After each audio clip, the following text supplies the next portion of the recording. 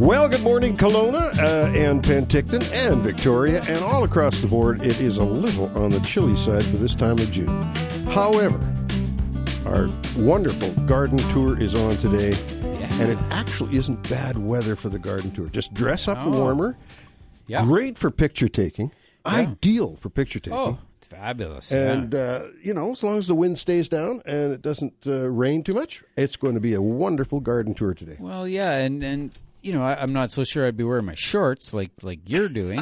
I wore my long pants today, a high of 13. That's kind of cool, but you know what? It's awesome. And for people who are doing plantings in the garden, it takes all the pressure off. You know, you don't have to be worrying about things just dry. I mean, you still got to pay attention, but it's much easier to manage new plantings. Easy on the plants. Yeah, when the temperatures are cool. Let's start off, as we usually do, with the tips and plants of the week. My tip of the week is we always think of keeping shears and knives and clippers sharp. However, how often do we let shovel blades and other digging tools as edgers and stirrup hoes get dull? They need to be sharpened as well. And I noticed this yesterday, the other day. We were my son-in-law we were doing some digging in his property, and his shovel was kneeled over like it was. Oh yeah, you know what I mean.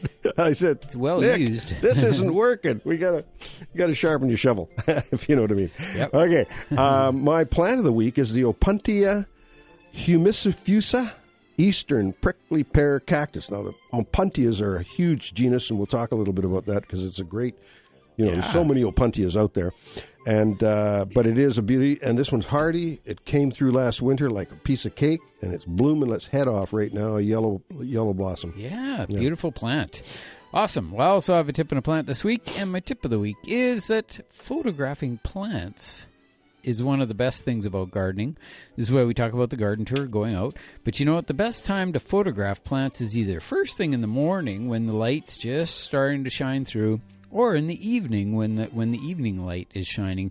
It gives the best light to illuminate those plants. But also on rainy days or cloudy days, it's also an excellent time to take those pictures. It just makes the pictures so rich and vibrant.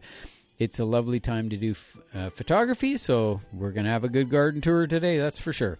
All right, now my plant of the week this week is the Cornus Musa, which is the Korean flowering dogwood.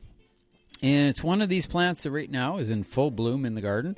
And so you might have noticed there were flowering dogwoods that bloomed really early. Those are Florida dogwoods. They bloom first and leaf out next. Whereas the Korean dogwoods, they leaf out first and then flower. So it postpones their bloom a bit. So I like to grow them both side by side. So I just extend the blooming season quite a bit. So there you go. That's my tips and plants for this week. Remember to check growercoach.com and Grower Coach on YouTube. Yeah, they're distinctly different plants, aren't they? The Korean dogwood and the Florida dogwood. They're very distinctively different. And then, of course, then you get your combo of the Eddie's White Wonder, which is Cornus Natalii, which is another kind of a twist on things. With the Cornus Florida. Yeah. And then you get another combination, which is the Cornus Musa with the Natalii, which is the, I believe it's Venus dogwood. Mm-hmm. And they're known to be the biggest bloom of any of the dogwoods. Yeah. And, of course, we can talk all day about dogwoods. It's our BC flower. It is Natalii, that's right. And it's they're just a lovely plant. And, of course, we don't have those in the valley here, but in coastal regions, they are quite prolific in the forests. Well, yeah, and it's a native here, isn't it? Yeah, it's a native. Exactly, yeah. Okay. Hey, Ken, I'm helping some folks up in Penticton, a gal that used to work with me, Melissa from Gardens West Magazine, is doing a conference in Penticton. She's organizing it. And as a gift to the First Nations who are sponsoring it, a gift of traditional native seeds. I think I talked to you about this. Where do I find them? You know, I looked in Alberta. I looked everywhere to try and get a nice package of mixed native indigenous seeds from plants. The giant ryegrass, the giant native ryegrass, my cousin Ross McLeod had given me a whole jar of it a couple of years ago, and I'd forgotten all about it. Here's it sitting right on my bench, and I packaged some of that up. That's going to be used as that traditional gift to them. There you go. Now, in there was a time when you give them tobacco, but we don't do that anymore. No. Well, I guess we maybe do it, but just don't smoke it. So it's going to be great. I'm really happy that I was able to do that and find those. Now we got this Flower Power tour today. There's 9 gardens. Yep. 9 gardens. Now I'm not sure whether anybody can still get tickets. It might be. Yeah, well, maybe we'll see. Maybe somebody can phone in. Somebody can phone in and just let us know. Yeah, or I might call back because I'm going to be only here for the first part of the show, and then I'll be going out to one of the gardens there, and then I can get that information and call back in and give you the update.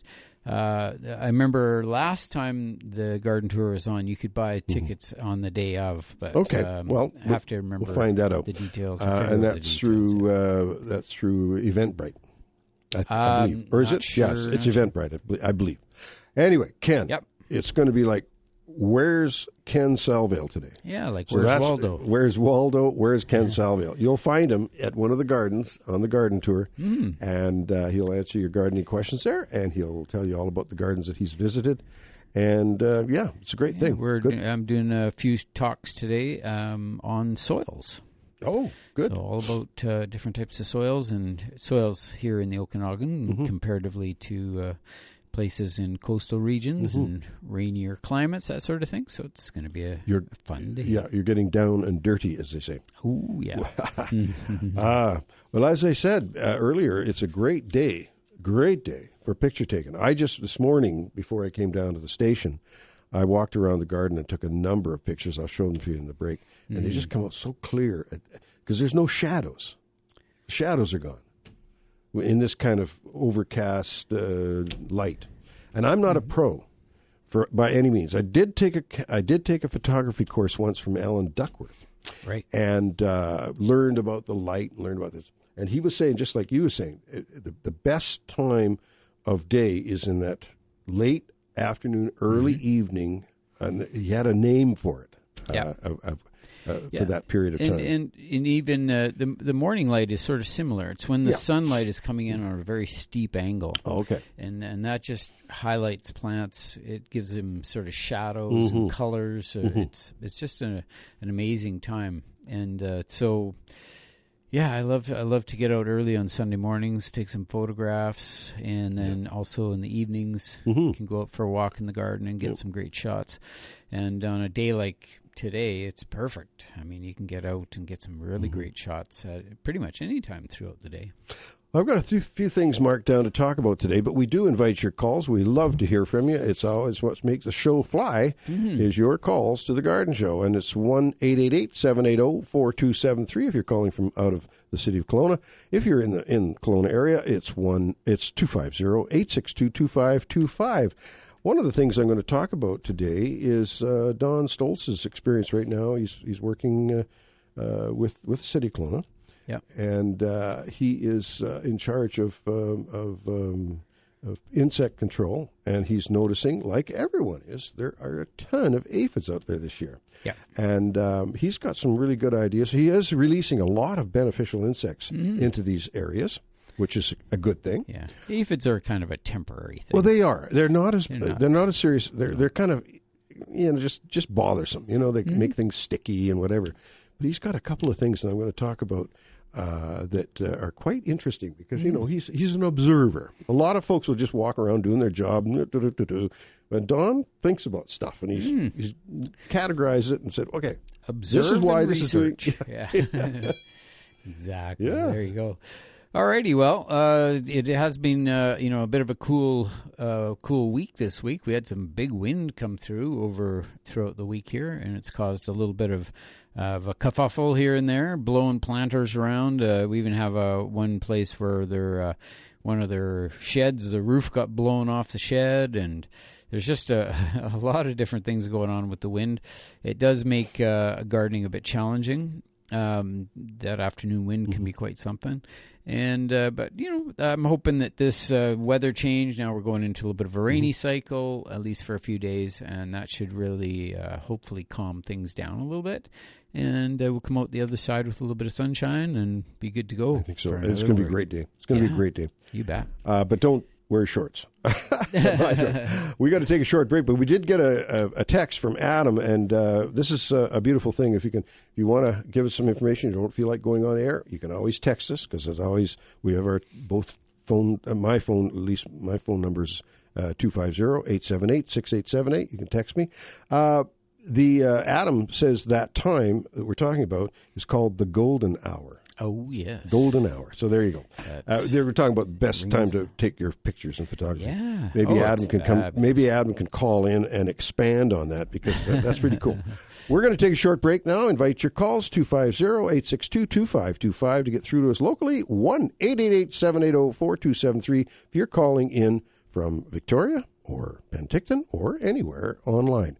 We'll be back with The Garden Show after this short break.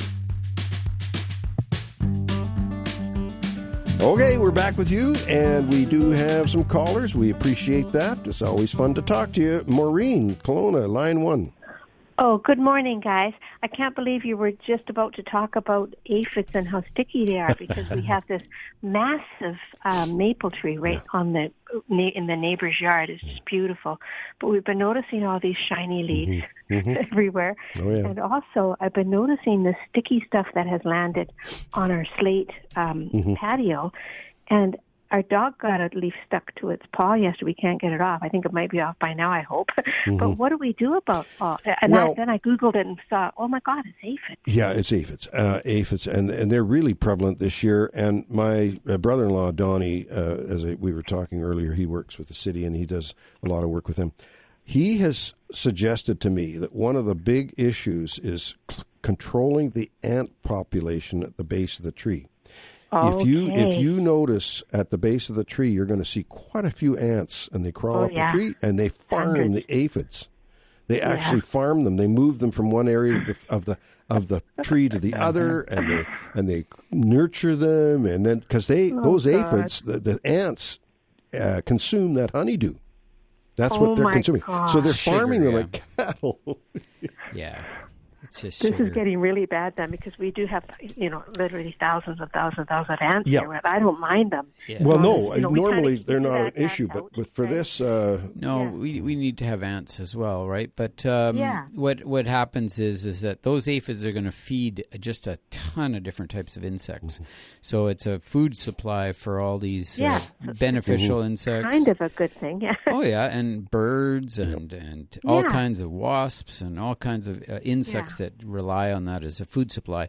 And so what happens is those ants do protect those. Like I've seen pictures where they'll show a wasp coming in and eating aphids off of a branch, in super slow motion, and then these 4 ants come running over and jump onto the back of the flying wasp, and they just start attacking it, right? So it's a war that's going on there.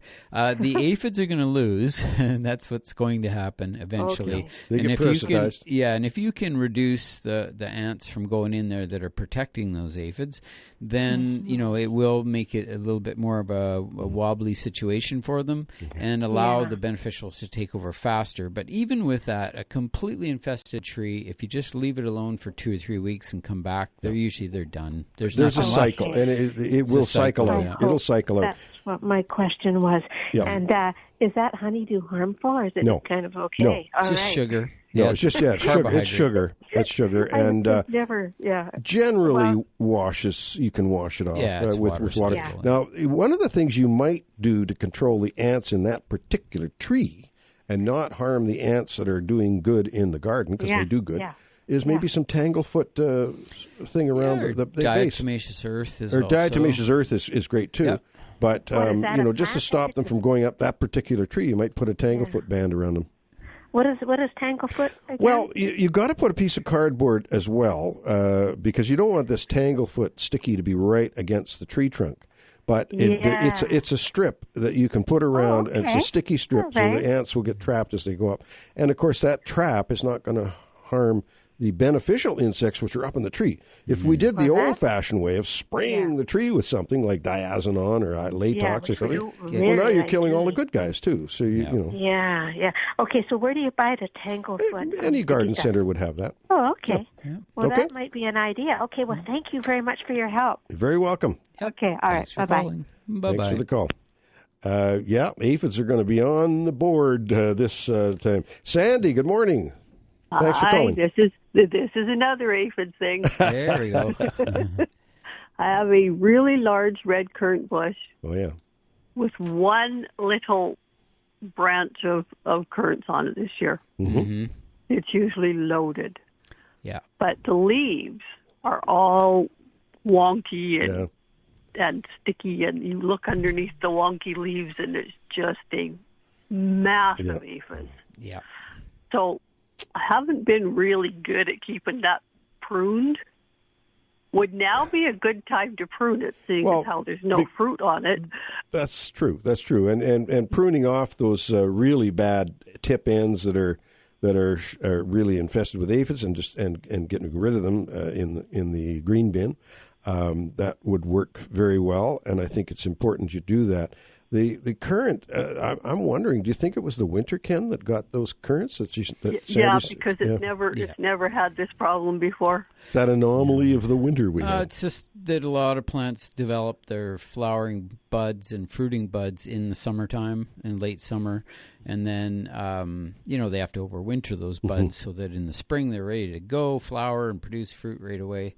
And, unfortunately, they sometimes freeze off and they get a little injury, and that's the end of the production. You still sometimes get a branch or two, but... I mean, speaking of Donnie, he's got a viburnum in his front yard that is so loaded, there's not one leaf on there that's got any form to it. It's all crinkled all up. It's just loaded. I said, That's what my red currant is like. Yeah. Well, with your red currant, you can probably work on it and get things. And, good forceful cold water with real force. I've tried, but because they're like, the leaves are curled. Yeah, they're kind of harbored in there. Yeah. So you have to hold each leaf up before you blast it. And once they're curled, that's... You just wait. If the plant needs more leaves, it'll reproduce some new leaves, and then the aphids will go about their way, and most of them will get consumed by beneficials over the next few weeks, and then those new leaves will come on, and the plant will be fine. It's just a matter of waiting it out. Yeah, aphids don't kill plants. They have such an early bloom that I think that's probably what happened, because there's one little, bundle of currants on the whole bush. Well, also, on a good news. Yeah, let's have some good news here. 2 weeks from now, the West Bank Farmers Market starts. Wonderful. Nice. Wonderful. And you can give us, if you have a cell phone, you can call in from the farmers market on the Saturday morning. Do that. Let you know what the new product is or whatever. Yeah, that sounds great. That's great. I appreciate that, all the work you do there. So Sandy, good luck on your current and your current situation. Current situation. I was going to say it, but Ken had to say it. My dad always used to say, if you're out in the bush, just find a current bush to plug into. Yep. That's an old one. That's a good one, I've heard that before. You bet. Okay, Sandy, thank you so much for the call. Thanks for calling. Bye-bye. Yeah, the other thing that aphids do, they spread. They are a vector for some virus in things, aren't they? Yeah, and but again, it's hard to say, what they do, what they're going to do. A lot of times they do. Some of them are genetically. They actually carry the viruses in their genes. But you know what? It's really one of these things that's still not worth doing the spray. No. Because the spray that's the old technology, right? Yeah, of just killing everything. Even the birds fly in after you spray and they die. Why even bother? Just let nature take its course. By leaving it 1 year, what generally happens is you get a big abundance of these beneficial organisms that build up, and they go to that tree because that's where they get all the food. And then what happens is, of course, the next year all those beneficials are there, so then the aphid issue's a little less. And then the next year, it's not much aphid at all. And then the next year, it starts to build back a little bit. And then the next year, you get a big infestation, which brings all those beneficials back. And then the next year, it's a little less. It's a cycle. That's exactly what you were saying. It's a natural cycle that happens. And we just have to be a little more tolerant, and don't park your Porsche under the maple tree. That's what we used to. We always said, I keep my Mercedes down by the road. That's right. Or put a tarp over it or something. June is aphid season. June and early July. So But some of the beneficials you can actually see. I remember again. I've said this story on the radio before, but it's an aphid season again, so we might as well, and leaf roller season. So. Donnie and I were standing on his balcony one time and looking at his cherry tree, and we were just having a nice casual conversation, and we're watching the wasps come in and literally unravel the leaves and take the leaf roller larva out and take off with it. It was like, biological control right in action right there. Yeah, that's something you can see. But what you don't see are the little syrphid flies and the tiny predator wasps that are so tiny you can hardly see them. They're a wasp, but they're hard. We think of wasps as the big hornets and big wasps and yellow jackets and that sort of thing. No, these are tiny, but they are wasps, and they inject an egg into the aphid. One egg, and that one egg hatches into a larva, slowly eats inside the aphid, doesn't get any important organs at first because he thinks, I want him to stay alive because it's my meal, right? And he works away. I've got a movie of this, Ken. It's it's almost like the Alien. It's quite something. And that's where, with wasps and bees, is the stinger is an egg appositor. So that's how they lay their eggs, is through the stinger normally. But if it's a stinger, then it's not being used as an egg. That's right. So those are females. Anything that stings you is a female, and it's got the it's no longer used for egg production. It's just used for protection. So there you go. We're at the bottom of the hour. We're going to take a short break. Give us a call, 250-862-2525 locally here, 1-888-780-4273 if you're calling from Victoria or Penticton or anywhere online. We'll be back with The Garden Show after this short break.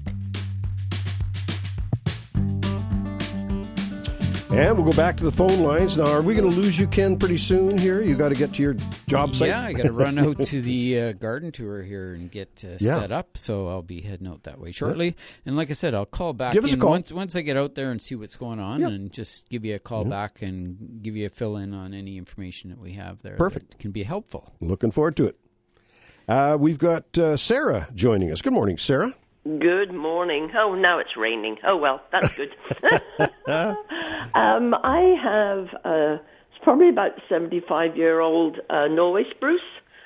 And this year, I don't know why I haven't noticed it before, but it's like parking under a weeping willow. It just drips sugar all over my car. It has done for a month now. I think it's possibly stopped.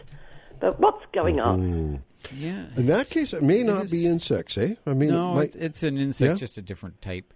So the leaf hoppers are common because they're going to be the first to start. So this is it's a really big tree. Yeah, the material coming out of the tree is excrement, so it's literally, but it's typically carbohydrates like sugar. Yeah, it just washes right off. It does, and it's just some type of an insect. Any of the insects that are related to aphids, so that includes scale, leafhoppers, that sort of thing, and aphids themselves, or all of the above, will be excreting this honeydew stuff on a regular basis. Generally, you can tell if it starts a bit earlier that it can be aphids. Depending on the species of tree, some of the aphids actually overwinter on the tree. Okay. So as soon as they get leaves, they're on right away and ready to go. Also, leaf hoppers would be common. But again, as we were just saying, is that these are insect populations that may be bigger on some years than other years. Okay. And typically it's a cyclical thing. It'll be like, 1 year it's really bad. The next year it's even worse, and the next year it's hardly at all, and the next year it's a zero. Yeah, you see, I've lived here 33 years, and I've never had this before. Yeah. This is a Norway spruce, is it? Yeah. Yeah. So on those, the scale insect is a common thing, which is also, again, the same aphid family, and they are always excreting sap. So a close observation. But it's not on my blue spruce. No, they're quite different species. But what you may, I would say it's always wise to find out what the culprit is, just for your own information. Exactly. And the scale insects, they don't move; they just sit there like a little blob on the branch. Like a little brown scaly thing. And if you can crunch them, because when you hit them with your thumbnail or something, they just crack and break. They're actually dead in that phase. But underneath is this white, crumbly substance, which is actually a bunch of eggs. And they're about to hatch. They hatch right about now, and then they start to spread them around the tree. And so it could be that. I don't think you'd see leafhoppers on a spruce, and you can see those a type of aphid called an adelgid, I think it's called, and they will sometimes get on the spruces. So I just think a close observation, find those branches that are really sticky.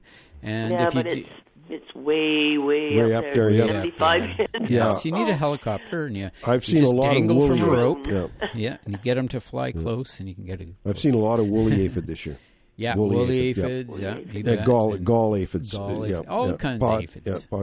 It's a big year. So, it is what it is, and you might have to just live with the stickiness this year. It may not be recurrent. Further away from the sidewalk. Yeah, there you go. There you go. No, I just wondered what it was. All right, thank you very much. Thanks for the call. Appreciate it. Okay, bye-bye. And we have Dan Bruce calling in. Hey, how are you this morning, Dan? Well, I'm doing all right. Good. Last week I was out and about. I was playing in the downtown traffic. Ooh, that's always fun. Yeah. Anyway, I got lured down towards the bottom end of Bernard, not too far from the sales, where there is a parlor ice cream. Yes. I would never admit to actually going down there on purpose, but I just happened to find myself there.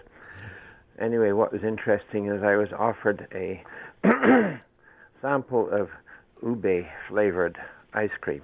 Ube? Ube. U-B-E. Easy to spell. Okay. It was bright purple in color. I was a little hesitant, but then I've never, parlor ice cream's never played me false yet, so I thought, okay, do it. And there it was. It was good as expected. Ube, however, is a new, for us in North America, is a new kind of plant experience, a new flavor. It is a yam. And I'm not talking about a sweet potato. I'm talking about a real yam. Yeah. Dioscorea alata. And it comes in colors varying from purple to kind of mauvey. Apparently, it is used frequently, a very popular thing in the Philippines. And they make cakes and candies and all sorts of things out of it because it lends itself to the dessert end of the meal rather than the entree. Well, if the weather warms up, I'll go down and have a ube ice cream cone. Well, don't wait for the weather. Just do it now. I'm wearing shorts today, Dan. Well, we don't want to see that. Not good. Ube is known in cultivation, but not known in the wild. I mean, it's one of those things, and it appears to be native of Southeast Asia, and maybe first of all cultivated, believe it or not, in the highlands of New Guinea, where sugar cane came from. Oh, interesting. And the Highlands of New Guinea are a fascinating place because, if you can believe it, it was only in 1930 that a whole civilization was discovered up there. Right. Yes, that.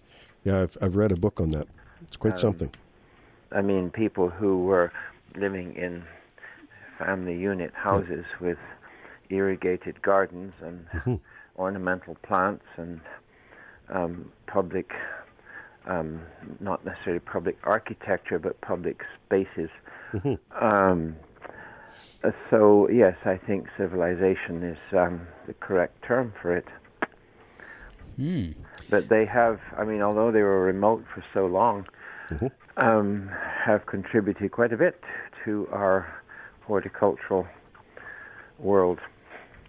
How do they have any idea how old that civilization was?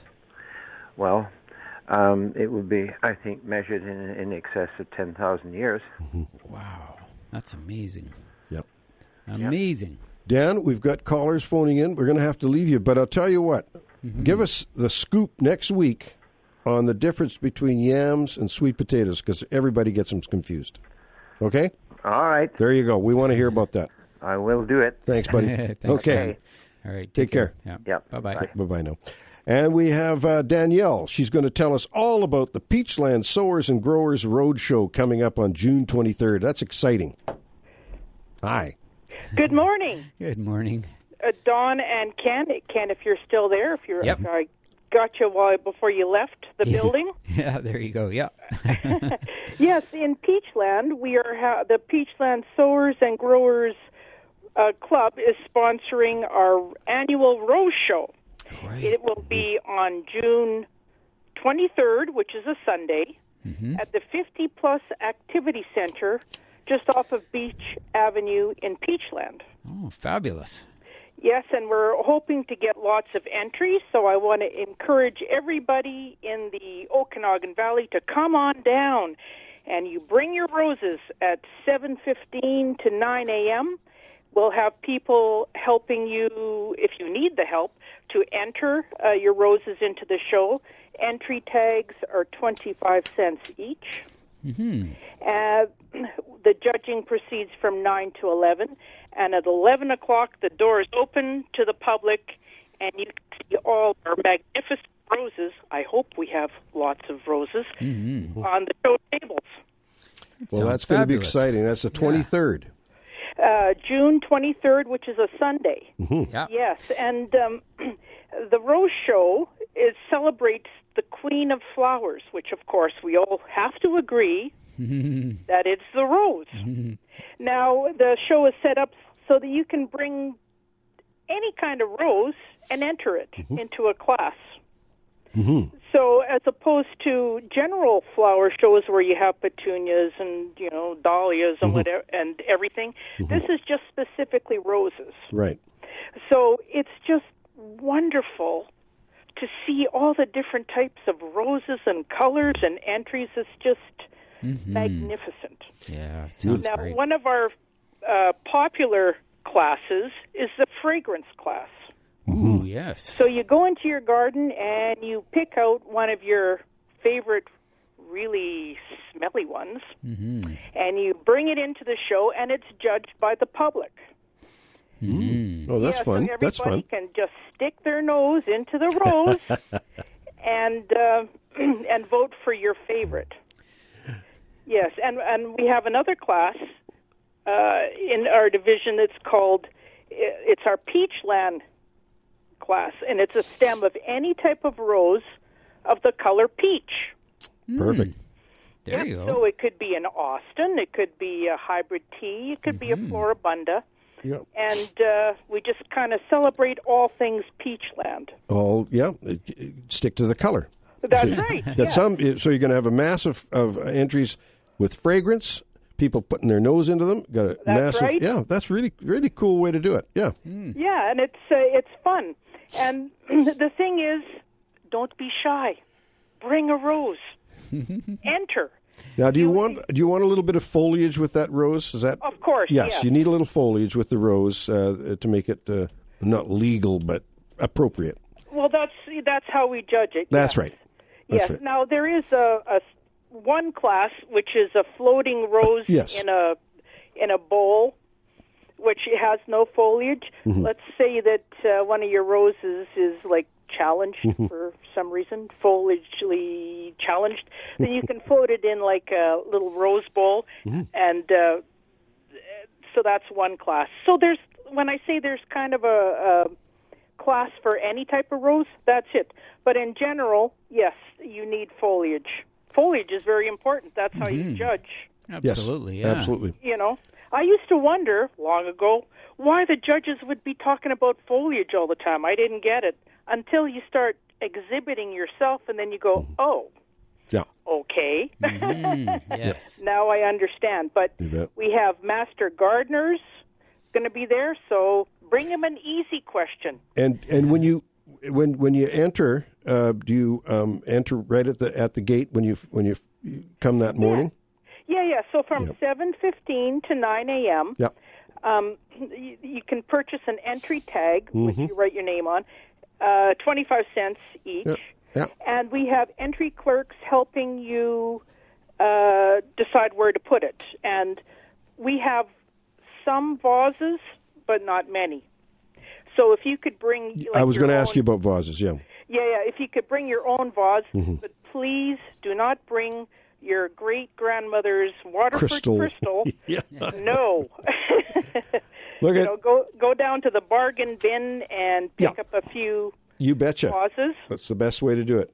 Yes, and it's not the blue ribbon best in show winner which makes the show. It's all of the entries It's which makes the show. It's a cumulative. It's great.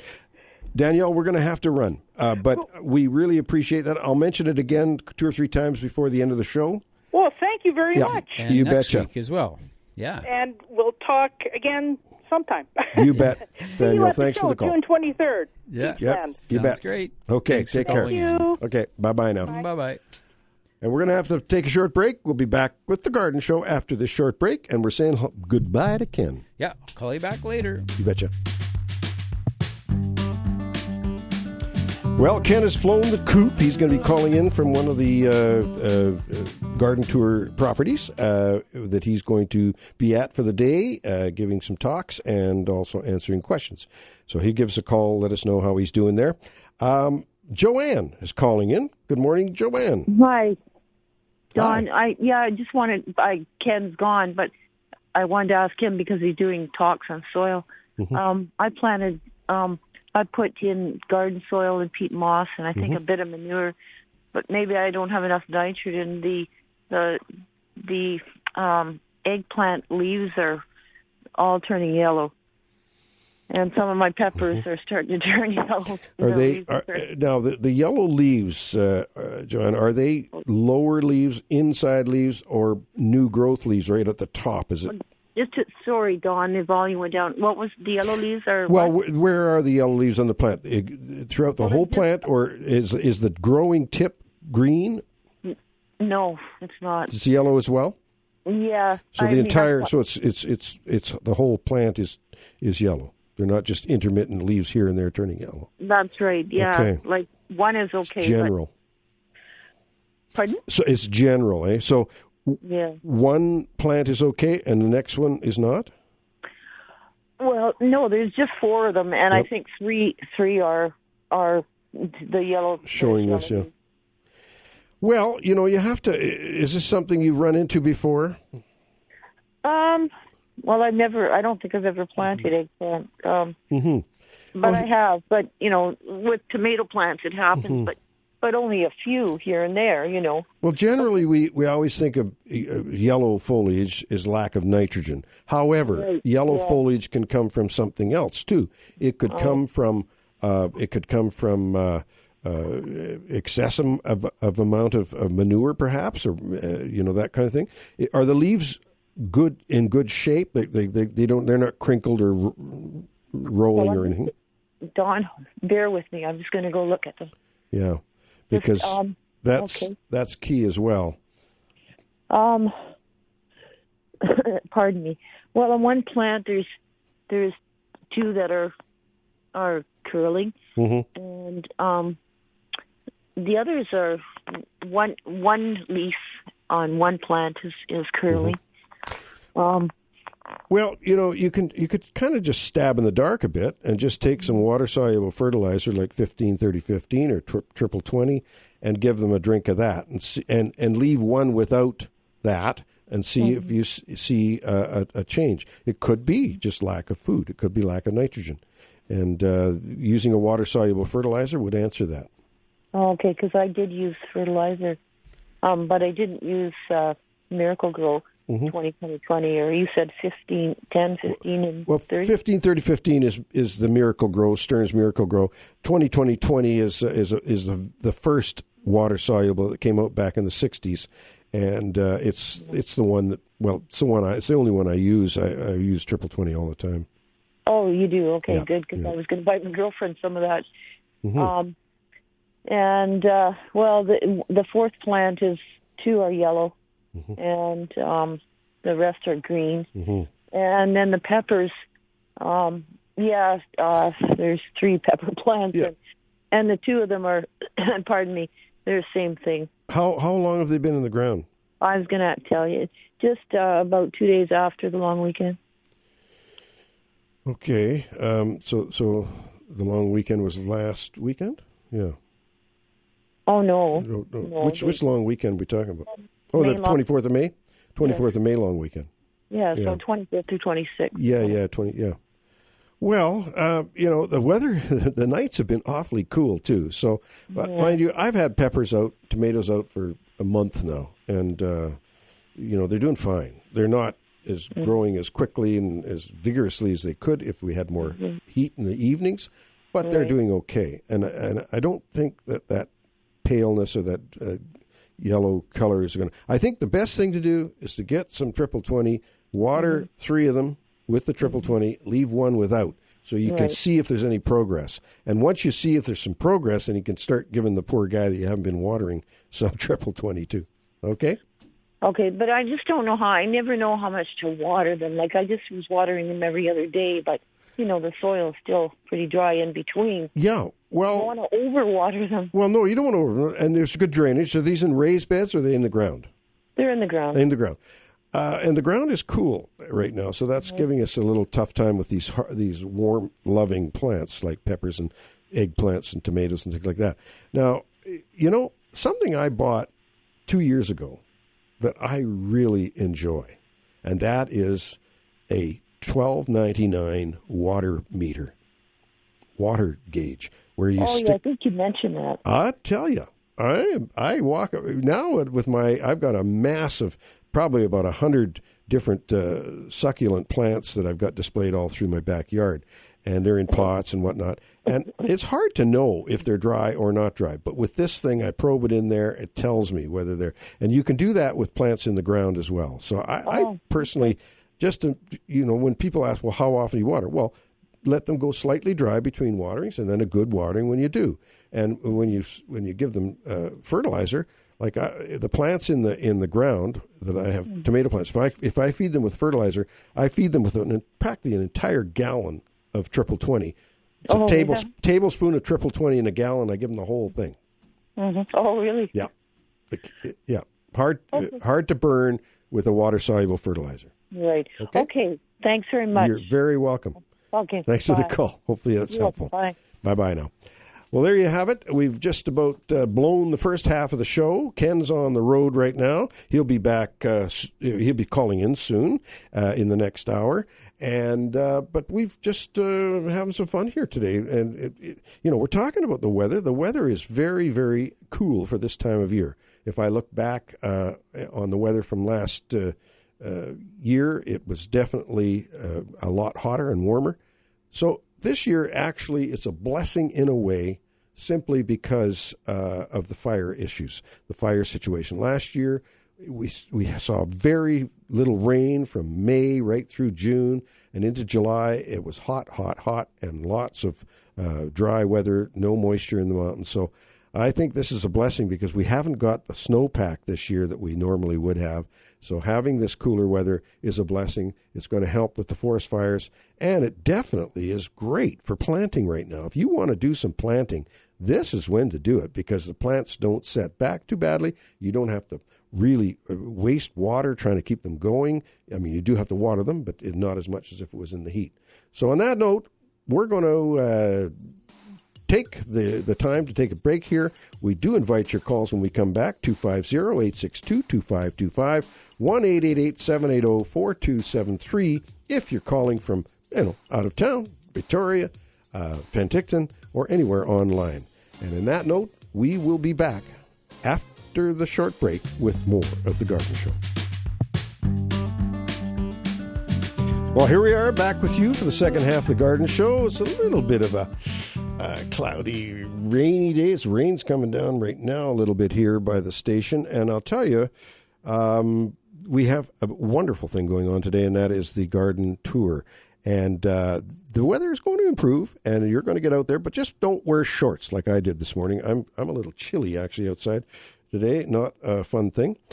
But, we'll get through the day, and I've got lots to talk about, but we've got Eric joining us right now. Good morning, Eric. Good morning, Don. How's it going today? It's going well.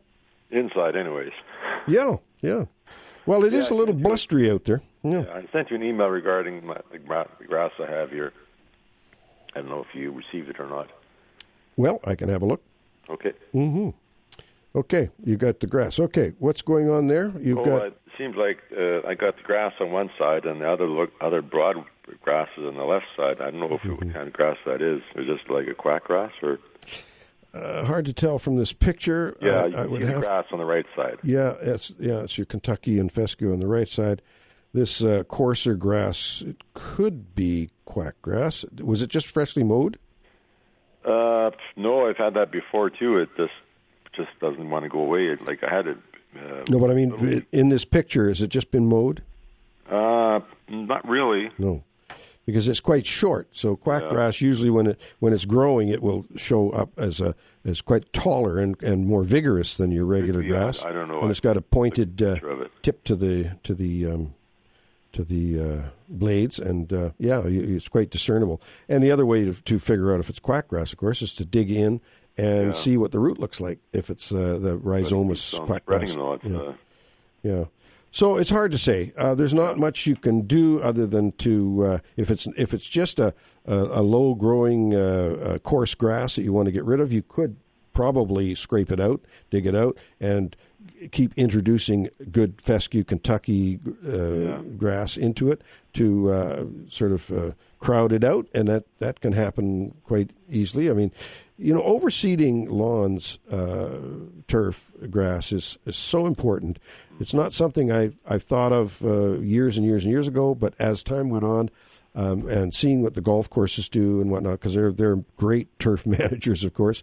They overseed constantly, putting more seed, good grass into, out-compete the bad stuff, I'm doing that now, basically. I got a whole bunch of topsoil on, put that on there, and mixed it up together with grass seed. Little top dress, and then some fresh seed. You bet. It's slow process. Well, it is a slow process, but you know what? What I'm seeing here is green.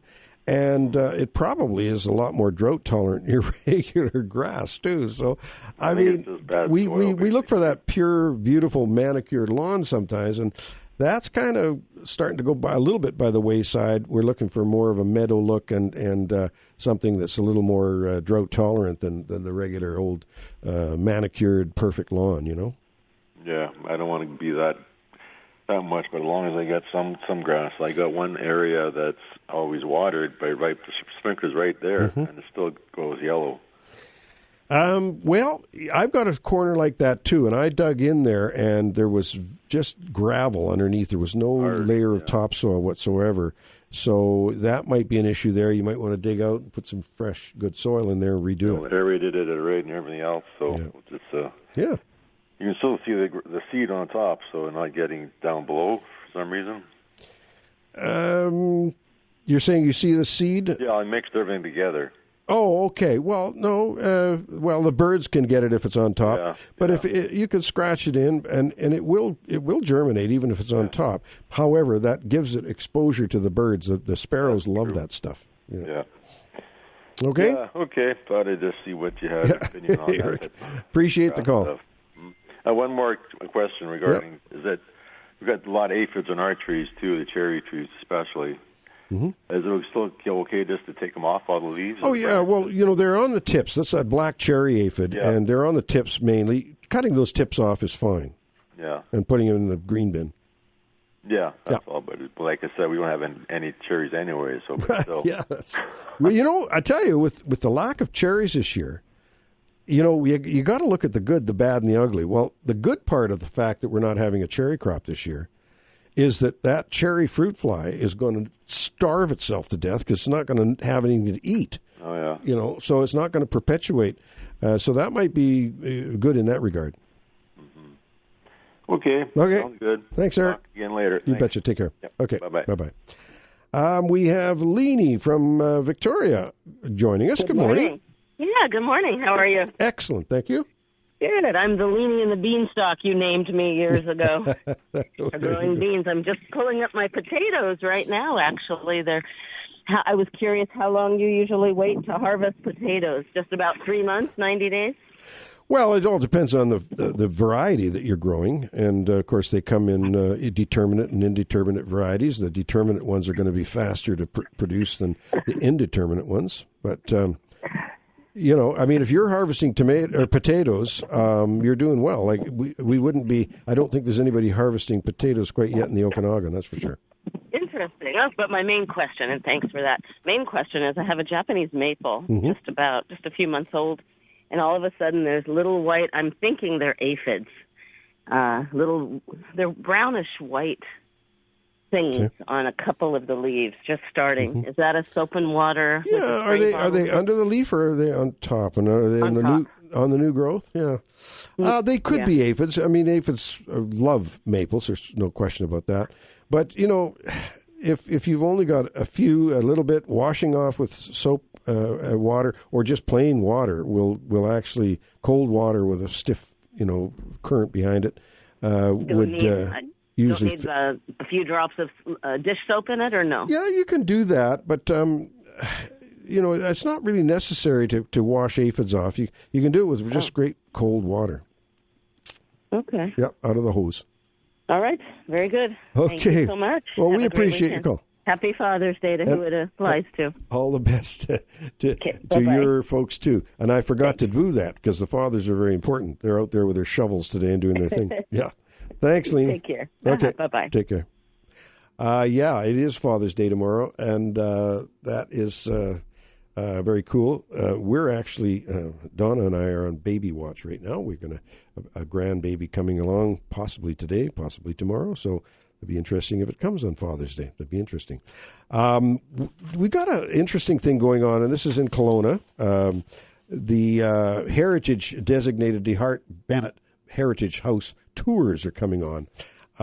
This is a home that was built by F.R.E. DeHart back in 1914.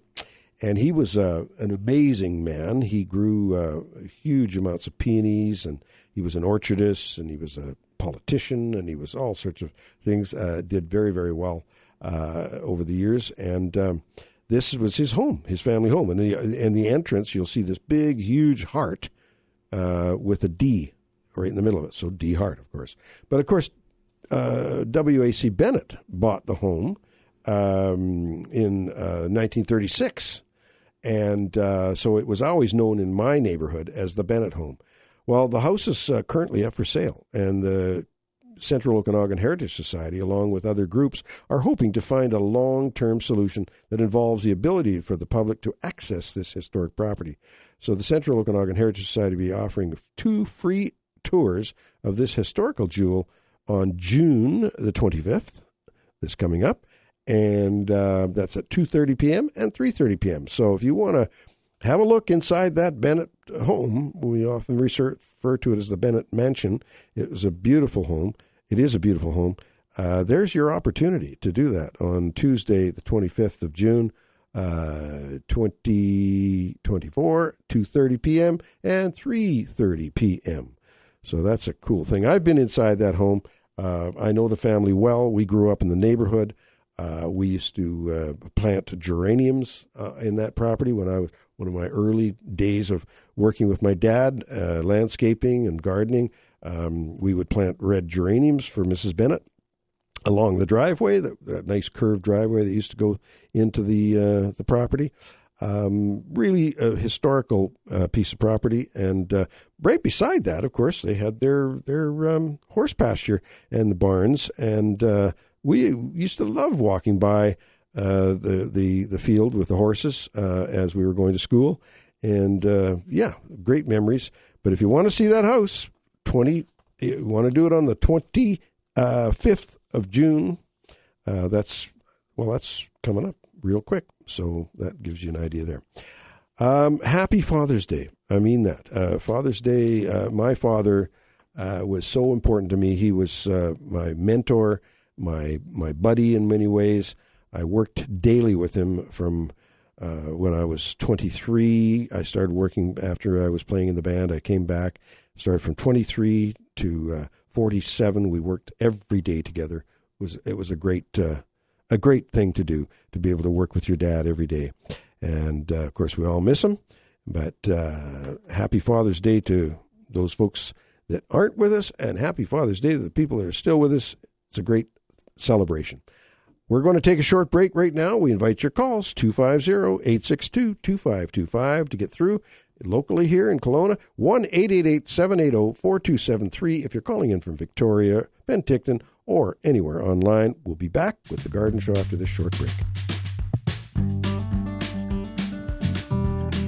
Well, another thing coming up here, which is kind of exciting, is the best garden selection that is coming up. And you can nominate a garden, or you can nominate your own garden.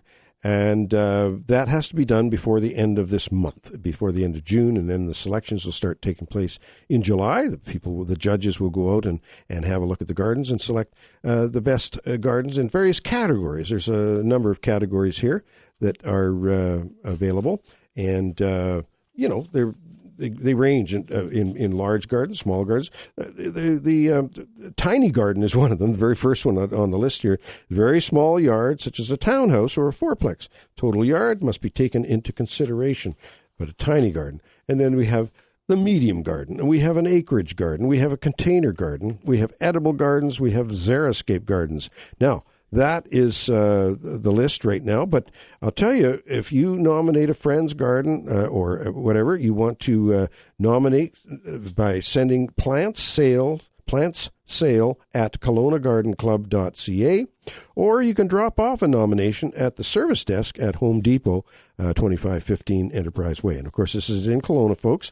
People in Victoria, we can't travel quite that far to judge your gardens, but I'm sure there's other things going on in Victoria where you can show off your gardens and do that sort of thing. And that reminds me, too, that if there's anything in Victoria, any of the listeners that are listening from Victoria or Penticton, where you want to promote an event or promote the garden tour or anything like that, we are sure more than happy to help you out with that promotion if you give us a call here at the radio station on the Saturday morning between 8 and 10. And our number, of course, is 250-862-2525 if you're calling in Kelowna. But if you're calling from Victoria or Penticton or anywhere out of town, 1-888-780-4273. So that's that. Now, we also have the Garden Club Flower Show coming up. We've got so many things going on. It's just crazy. It's hard to keep track of everything. The Flower Show is coming up on the 29th, I believe, of this month, and I'm going to be taking part in that as well. So keep that in mind, and we will love to have you there and enter the Flower Show, and also just to be there. We have Larry from Victoria. Good morning, Larry. Good morning, Don. How are you? Excellent, thank you, and I appreciate your call. Yeah, I listen to you guys every Saturday morning pretty well. Well, I hope your ears aren't hurting. See, Don, I've got a couple of questions for you.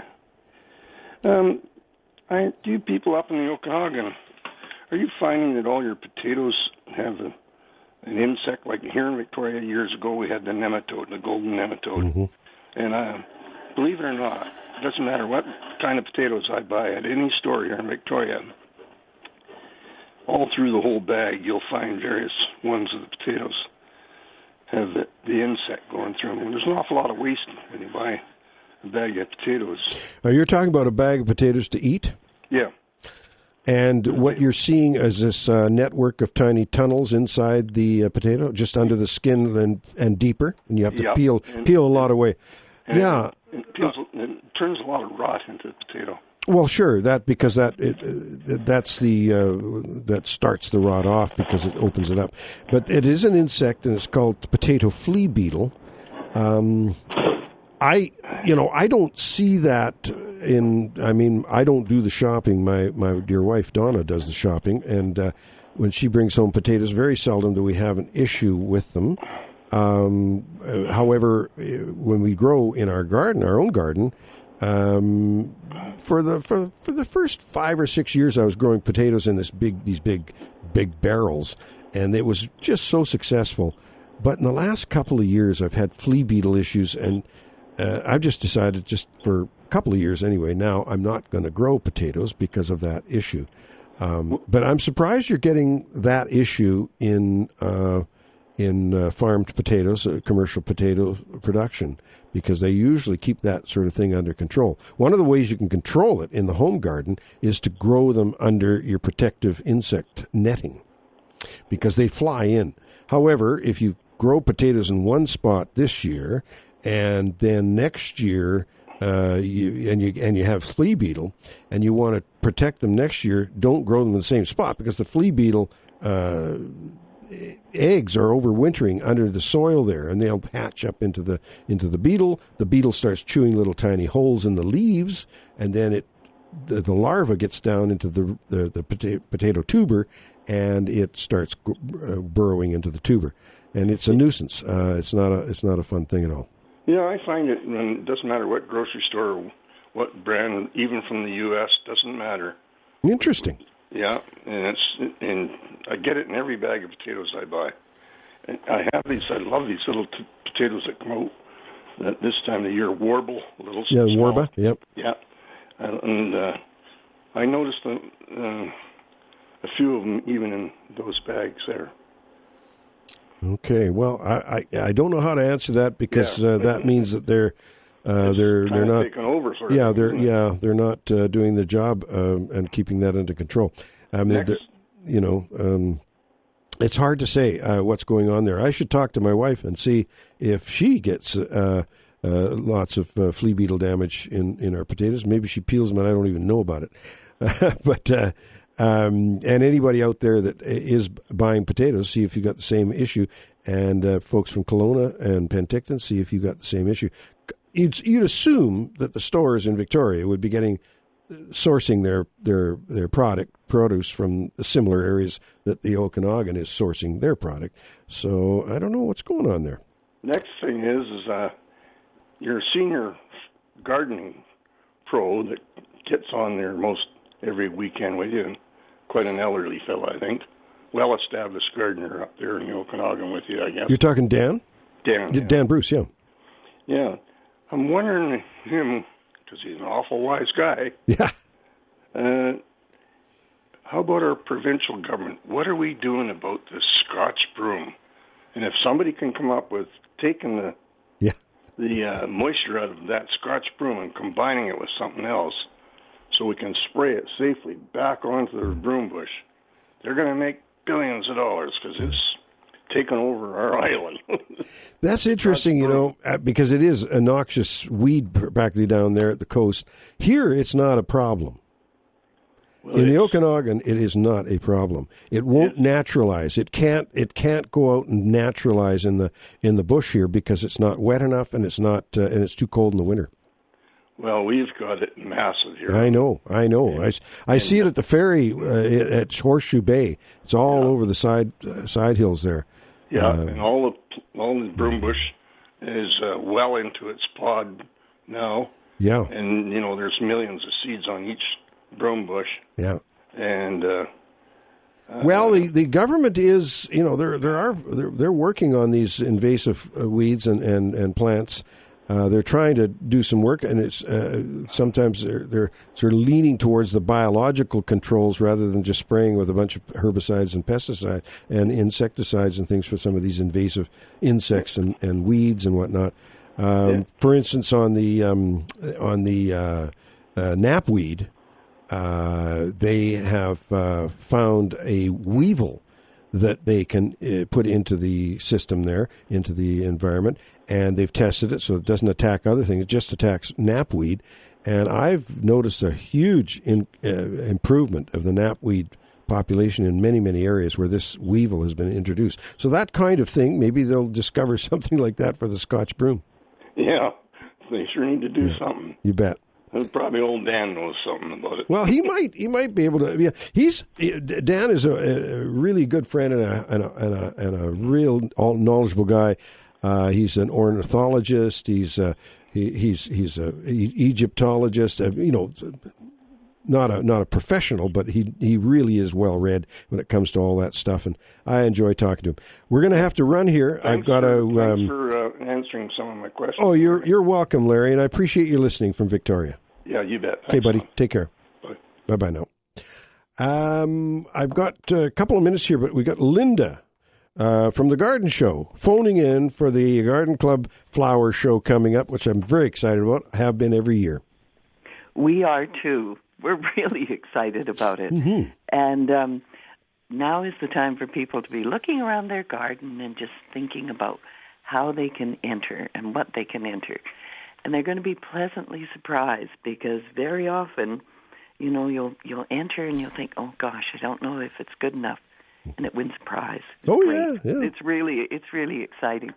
We've got a full schedule listed on our website. Mm-hmm. The show is on Saturday, the 29th of June at Goochigan Gardens. Mm-hmm. And if you've got something that you'd like to enter, and the public is more than welcome to come, then certainly bring it down between 8 and 9. And the judging starts at 11. The judging starts shortly after 9 o'clock. And then if you want to come and just look at beautiful flowers and enjoy a lovely day, the whole thing opens up at 11. And we've got you with your walk and talk of Elaine Cameron's garden at 1:30, which is really a bonus for everyone. Well, it's always a delight to do that. I grew up in the area, and Linda, I enjoy doing that every year. Just one thing. You bring a real, because you did grow up in the area, you bring, what's the word? A real insight into what the garden was, what it is now, and how it's changed. And we're very grateful that you do that, because it's really broadening for everybody that participates in the walk. Well, it's definitely a jewel. The one thing I'm watching very closely in my garden is, and I almost wish that the flower show was a week earlier, because my Aramuris, my foxtail lily, is just coming on now, and I got a feeling it's going to be finished by the time the garden show comes, the flower show. But I do have one of my, every year I bring in a Magnolia grandiflora, and I've got some buds showing right now that I think they're going to be right on. Well, I wonder if Mrs. Bennett is listening. I wonder. No, you know what? I think Lois lost hers this year. I lost half of my entire tree. I had to cut out because of the frost, because of the cold. Oh, and I was sort of hearing from Lois that she's had some difficulties with hers too. So it's going to be interesting. But I believe I have some blooms that I'll be bringing in. So if Lois can't bring any in, I'm winning. It's just like that. But no, it's not. It's not. It's not a competition. But last year I brought in my staghorn fern. It's mounted on an old barnwood, and I brought in a couple of things. I'm going to bring my big pack of podium this year. Anyway, I do encourage people to come out, and if you don't enter, please come and see the show anyway. Yeah. However, entering is so much fun. And and it makes, that's what makes the show, is the fact that, people do participate and do come and do bring their plants. And you, as I say, you just might be very pleasantly surprised at how beautiful your garden really is. It's really it's a wonderful opportunity. And Linda, we'll talk more about this. We're going to have to take a break, but I'll tell you this: you should go to the website and get the rules and regulations, because there are some guidelines. And when I blew rules and regulations. There are certain guidelines. I don't like to call them rules and regulations, just guidelines, okay? Yeah. Very, very soft and gentle guidelines. But I blew it. Donna and I I entered 2 in one category, and we're not allowed, so we had to, you know what I mean. You just have to be careful. Yeah. Thank you, Linda. A pleasure. Thank you, Don, okay, very dear. much. Right on. Bye. Thanks. Bye-bye now. We're going to take that break. It's a little bit late in the break, but we're going to take it, and we'll be back with the Garden Show after this short break. We are back with you, and we got a busy few minutes coming up here because we've got Ken calling in from his post at one of the gardens in the garden tour today. How you doing, Ken? Pretty good, Don. It's looking good out here. Lots of people already showing up. And I just wanted to say quickly that there's a phone number that people can phone if they want to write the number down. So get a pen. It's just so you can still get tickets. They're only selling tickets until 11 o'clock. Mm-hmm. So if you want to get on that, you'll want to dial this number. Is 250-864-697. Sorry. One more time. 250-864-6997. So 6997. Gotcha. And I'll mention that number. I said, I'll mention it again too, Ken. 250-864-6997. That's correct? Yep. Perfect. And you can also go to the flowerpowergardentour.ca website, flowerpowergardentour.ca, and then there's also information there. So right on. Still opportunities, but once 11 hits, yeah. It all changes. It all changes, yeah. Well, that's great. Ken, we've got a couple of callers, and just hang on. Can you hang on the phone there with us? I'm not sure. I think I might have to jump off. Okay, well, there you go. So there you are. You're out at your post. You probably got a crowd around you, and that's good. And you fill us in on everything. Take lots of pictures, Ken. Oh, will do. You bet. Yeah, you betcha. Okay. Thanks very much. You betcha. Take care, Ken. We have Sharon calling in from Victoria. Welcome to the show. John. Hi. I was wondering if you have any secrets or tips to prolong the life of freshly picked commercial local strawberries in the Greater Victoria area. Because our weather's been kind of damp lately. Yeah. Well, I can eat them all at one sitting, but that's a bit of too much vitamin C. Yeah. The only thing I can think of offhand, of course, is to refrigerate. Okay.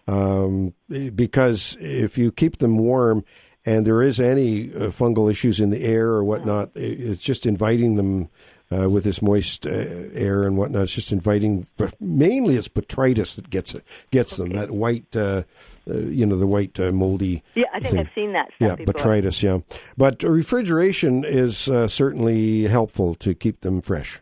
So should it be washed before you refrigerate? I think that's a good plan. That helps to perhaps get some of the fungus spores washed away, but it's hard to say. I think the main thing, you want to wash them anyway when you get it from the farm, but the main thing is get them cool down, keep them cool in between your eating spurges. Can you freeze them too or not? You can freeze strawberries, absolutely. We freeze lots of things, and then we use them in the not shakies, the Slurpee, not Slurpees. You know what I'm saying? You mix them, yeah. Yeah, power drink. Yeah, power drink. Yeah.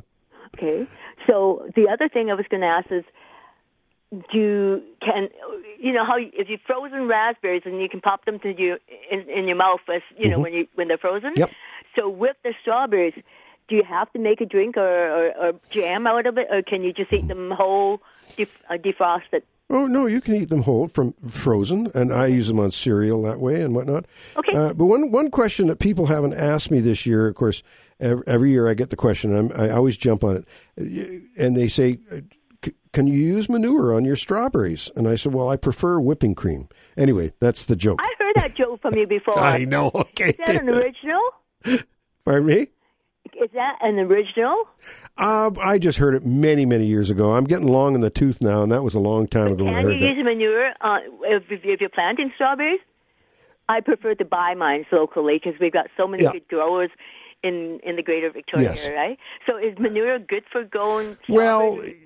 Well, I prefer to the strawberries really do well on straw. Yes, that keeps them dry. Yeah, that's right. Okay.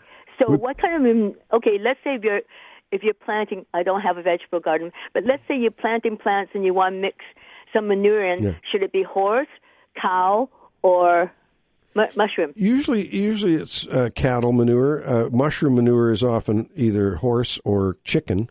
Oh. But you want to make sure it's well seasoned, really old, and mix it in well with the soil. Okay? Okay, that's great. Thank you so much, dear. Don. Have a great day. You Bye-bye. too. Appreciate it. Okay. Who have we got coming on here now? Vivian? Vivian. You're on the air, Vivian. Hi. Good morning, Don. Excuse me. My throat is a little rough this morning. Question for you. A few years ago, I grew English cucumbers. Right. Beautiful plants. Yes. But they were bitter. I could not eat them. So this year I thought, okay, I'll try again. I'll grow them. What can I do to prevent the bitterness? Well, the big thing is to keep them separate from other cucumbers. Okay. Don't grow them with straight eights or anything like that. English cucumbers are gynaeceous, and they need. And the reason I say that, I don't know if there's any scientific backing, and some people listening right now may say, "Oh, yeah, that's crazy." I have friends up in Lumbee who do market gardening and whatnot, and they found that growing English telegraph cucumbers with other cucumbers mixed in the mix, the English telegraph got bitter. Normally, you have no problem with English telegraph cucumbers being bitter. I don't remember if I grew any other cucumbers. Well, or a neighbor. Well, yeah, neighbors. Yeah, my neighbor does grow cucumbers. Well, you talk to them and say, keep your cucumbers away from my cucumbers. No messing around, eh? Well, that's easier said than done. I know, but that's just one idea. The other one, of course, I want to get along with my neighbor. Of course you do. The other thing, though, Vivian, is you want to make sure your cucumber plants are well watered, irrigated, because they do need lots of water, cucumbers, and sometimes that's been touted as a cause for bitterness, is letting your cucumbers get too dry. Okay. All right. Thank you, Don. Have a great day and happy Father's Day. Oh, thank you very much. It's Grandfather's Day, is it? Oh, Grandfather. Well, you're a dad first. That's right. Okay. Oh, it's tomorrow, right? Tomorrow is Father's Day, yes. Oh, tomorrow. Well, yeah, anyway. you bet. Okay. Have a great day. Thank you, dear. Now. Appreciate Bye-bye. it. Okay. And we've got Fred joining us. Good morning, Fred. Hi. Hey. I've got a problem with a golden dwarf barberry. Mm-hmm. It's a mature plant. There's 3 of them together, and one of them is starting to die off on me. It's about 2 feet across diameter. Mm-hmm. In the center, it's black. All the leaves have died off. And I was looking at it yesterday, and it looked like on one side of the plant that it was, a few of the leaves were a bit even shiny. At first I thought they were wet. Mm-hmm. And I'm wondering what I might have here. Are you in Victoria? I'm in West Kelowna. West Kelowna, okay. It started in the center, and it's kind of working out to the perimeter. The other plants seem to be okay. When you say black, sometimes black indicates a dog visiting that particular plant. Is that a chance of that? Well, it's not likely because it's fairly high. It's about 2.5 feet high, Could be a Doberman. Leg up that high and do his thing and do it right in the center. Yeah, okay. I'm just saying because we always, black especially on cedars, black usually indicates either a fertilizer burn or dogs.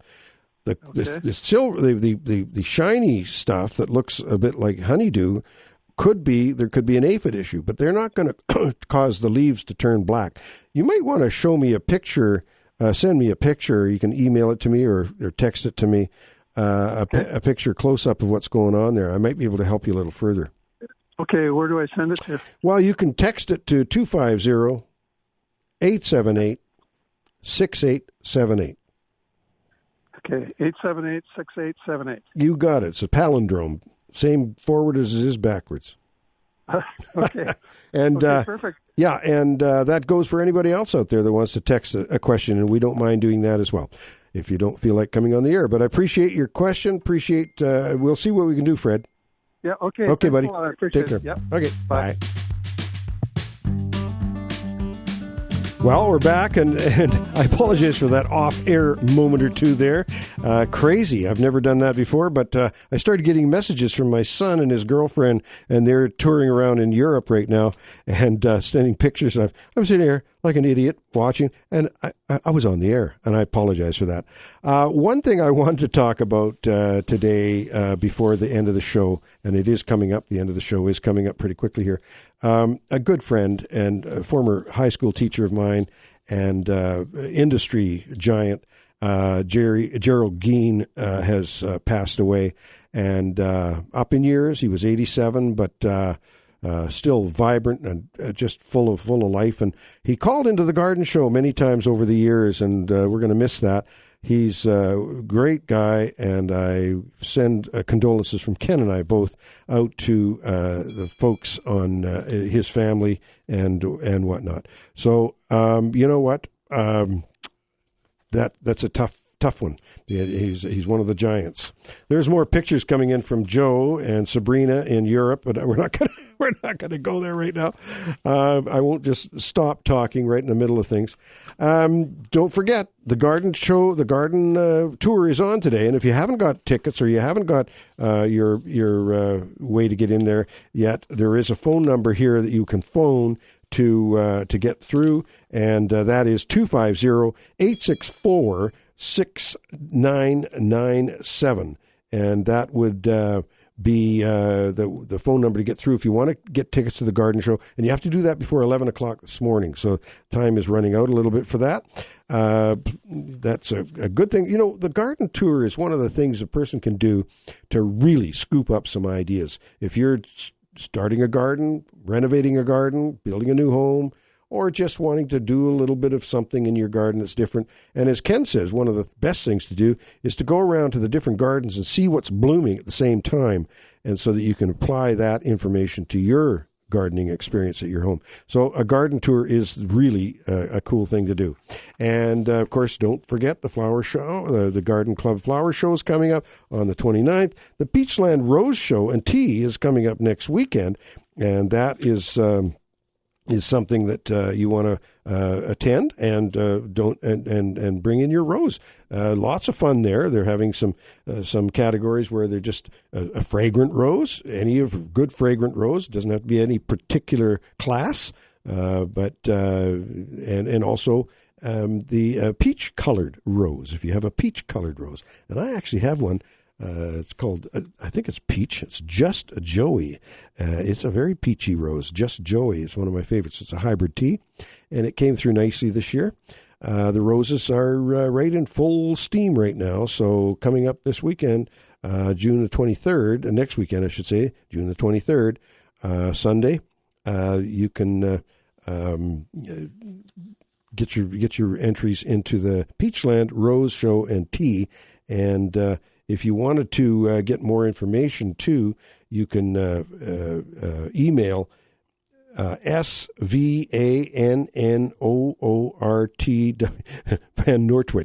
Van Nortwick, or you can call me anytime or email me at don@thegardenexpert.com anytime, and I can give you information on how to get involved with the Peachland Rose Show and Tea.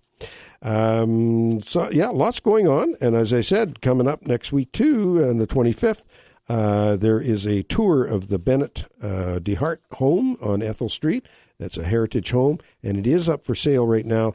And they're hoping, the Heritage Society is hoping to see someone take over that and keep it alive, keep it in good order. Elaine Cameron in her garden, and we're going to be doing the Kelowna Garden Club Flower Show coming up on the 29th this month. Elaine Cameron was out in her garden on the 15th of June, and that was in 1953.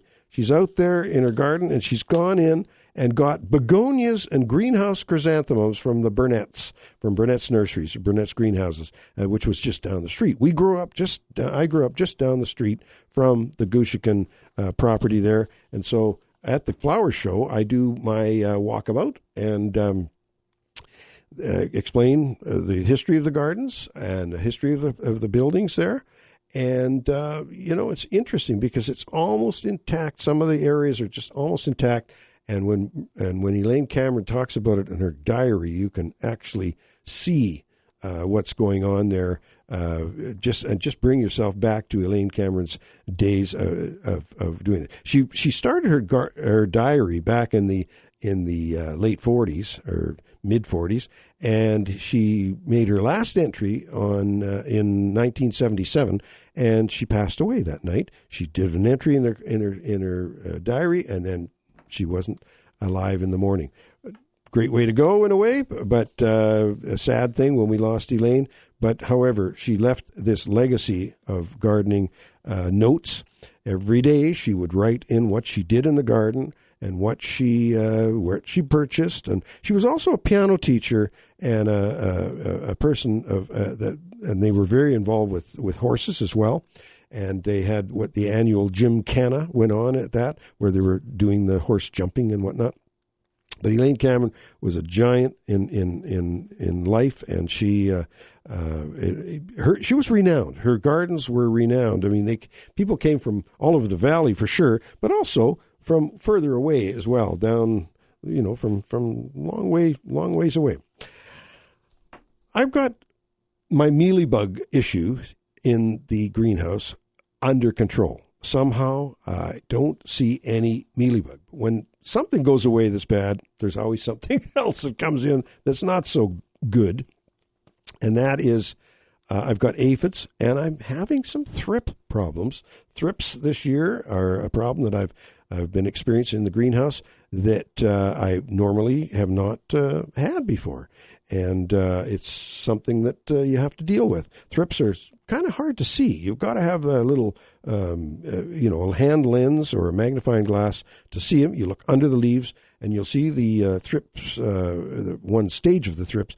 They're crawlers, and they're more long than fat. They're skinny, narrow things with scraping mouth parts on one end, and they do attack the leaves and cause some lesions and what on the leaves and kind of shiny lesions, and that indicates thrip. It was interesting because I mentioned Don Stoltz quite a bit because he was my grower in the nursery back in the day in the greenhouses.